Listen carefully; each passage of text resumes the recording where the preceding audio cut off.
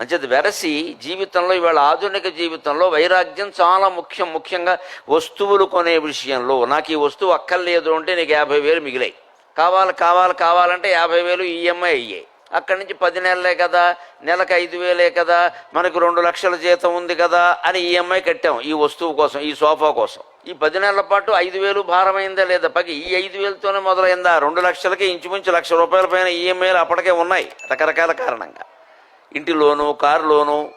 వీళ్ళు పుణ్యక్షేత్రానికి వెళ్ళాలంటే అప్పు చేస్తున్నారు. ఏమన్నారు? అప్పు చేసి పుణ్యక్షేత్రానికి వెళ్ళమని ఏ పురాణంలో ఉందంటే 18 పురాణాలు చదివాను నేను, ఎక్కడా లేదు. నువ్వు ఇంట్లో కూర్చుని దేవుణ్ణి చూడవయ్యా అని చెప్పారు పురాణాల్లో. నీ ఊరికి ఖర్చు పెట్టుకుని వెళ్ళమని చెప్పాల. అందుకే పూర్వకాలం తీర్థయాత్రలనే నడిచి చేసేవాడు. నడిస్తే ఖర్చే ఉంది, పైగా వ్యాయామం, ఒంటికి మంచిది. పైగా కథలు చెప్పుకుంటూ వెళ్ళేవారు. కాశీ మధ్యలో కథలన్నీ అప్పుడే పుట్టాయి. ఖర్చు ఏం లేదు వాళ్ళకి.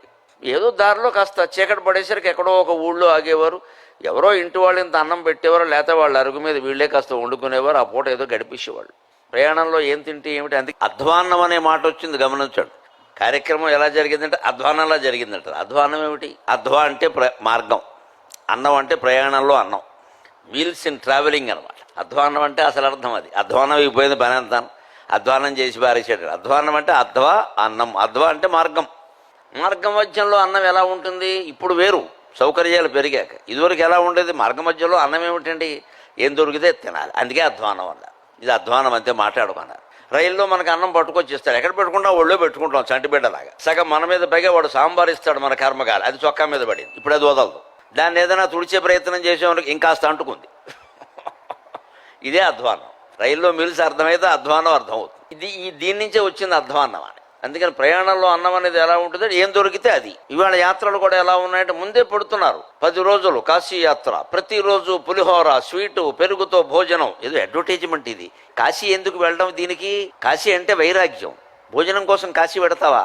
నిజంగా యాత్రలో భోజనాలు పెట్టారంటే 3 పూట్ల పిండి వంటలు వేసి చిటికలు వేస్తాడు. వీడు పెద్ద సన్నాసి, వీడికి యాత్ర అంటే అర్థం కాలేదు. వీడికి యాత్ర అంటే పెళ్లి అనుకుంటున్నాడు వీడు. యాత్రలో భోజనం అంటే అప్పుడు ఏమైంది? అది ఖరీదైంది. నువ్వు ఊరికే పెట్టరు కదా ఎవరును.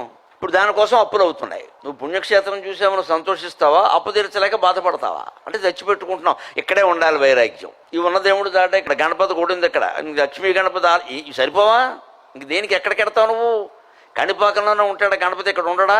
మనమే కొన్ని పుణ్యక్షేత్రాల పేర్లు చెప్పుకుని అక్కడే ఉంటాడు ఇక్కడ ఉండడం అనే భ్రమలో ఉన్నాం మనం. దేవుడు అంతటా సర్వాంతర్యామి అని అందరం అంగీకరిస్తాం. అంతటా ఉన్నవాడు దేవుడు అంటాడు. దేవుడికి జీవుడికి ఒకటే తేడా. ఎక్కడ పడితే అక్కడ ఉండేవాడు దేవుడు, ఎక్కడ పడితే అక్కడే ఉండేవాడు జీవుడు, అంతకంటే లేదు ఇక్కడ.